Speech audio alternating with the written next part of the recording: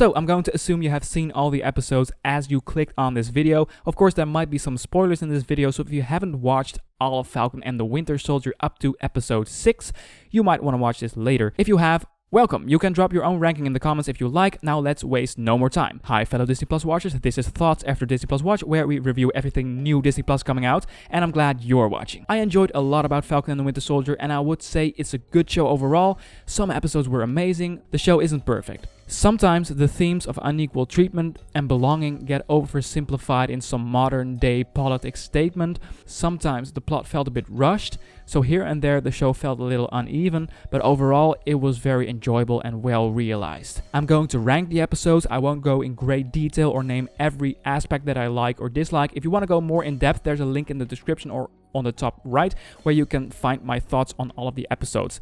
Sitting at number 6, the bottom, is episode 3, Power Broker. This episode was by far the worst to me, even if it has some big redeeming qualities. Because Zemo is a great character, Madripoor is a great environment to have some mafia-esque stuff play out, a lot of music from the Captain America films returned, so that was a nice surprise, and I enjoyed the first half because it was a little more focused and streamlined than the second half. Once it got through the first half, it started to fall apart a little, in my opinion. This episode felt like a bunch of plot needed to happen for this show to give a big punch in episode 4 and take a breather in episode 5. I believe we kinda get half of the main plot in this one episode. Like, not all the necessary character work, but just half of the main plot, you know? It felt a bit rushed, so was Sharon's inclusion in my opinion. Still decent TV, just not my favorite. My number 5 would be episode 1, New World Order. A slow burn, yes, but a pretty solid one. The story of Bucky surprised me a bit because I didn't feel like there was a lot left to explore with this character before I saw the show. His arc with Steve Rogers was done, so I thought there wasn't a lot of meat on the bone left to explore.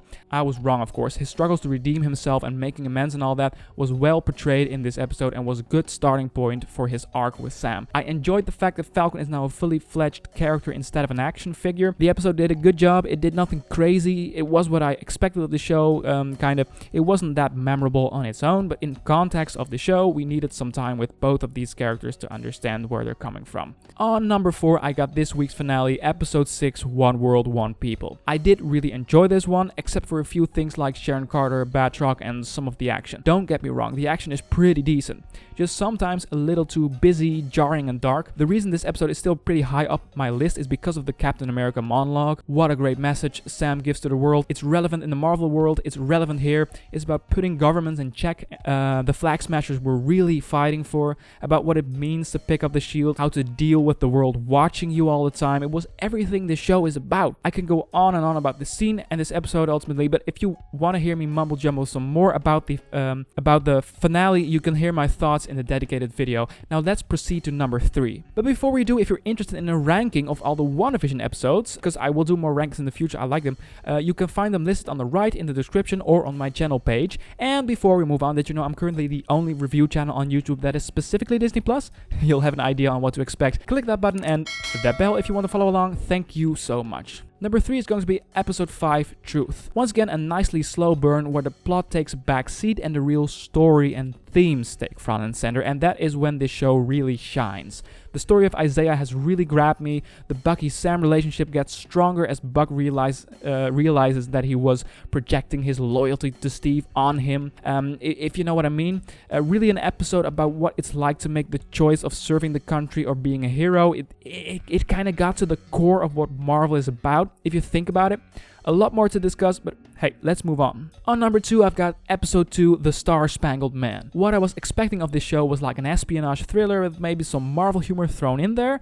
I expected the humor to be sprinkled out in the show, throughout the show. Well, in this episode we got most of the humor the show had to offer. Sam and Buck work really well together and their distrust of one another makes for hilarious chemistry. The action scene on the trucks was also really dynamic and big. The therapy sessions were hilarious. I really enjoyed this one as it was action-packed, humorous, introduced us to Isaiah, set up John Walker as a character and made me root for him. Number 1, episode 4, The Whole World is Watching. Looking back on this episode, I realized this script feels like a chessboard. The Flag Smashers, John Walker, Zemo, Sam and Buck, the Dora Milaje, everyone is playing in a big sandbox with a lot of same motives, but different means, different goals. This kind of was the point of intersection in this show, right there somewhere in the middle.